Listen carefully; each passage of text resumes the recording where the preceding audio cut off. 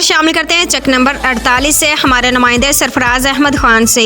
सदर सहारा welfare committee चक number 48 मंडी बहाउद्दीन राजा हुमायूं नवाज जंजुआ ने कहा कि सहारा वेलफेयर कमेटी किसी एक फर्द की कमेटी नहीं, ये सबकी कमेटी है।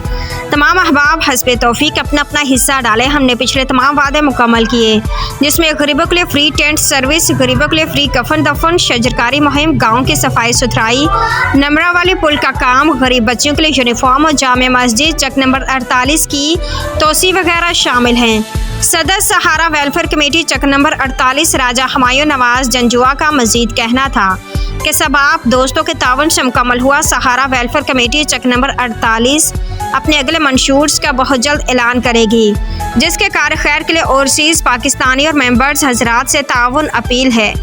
जिस तरह आप सब ताउन कर रहे हैं, मजीद ताउन की अशद ज़रूरत है, जिसमें चेयरमैन सहारा वेलफेयर कमेटी चक नंबर 48 चौधरी शहजाद अहमद तारा और चीमा बरादर फ़ख्र चक नंबर 45 ने और तमाम ओवरसीज़ दोस्तों ने कमेटी की फलाही कामों को सराहा और कमेटी को मज़ीद अतिया देने की यकीन दहानी करवाई।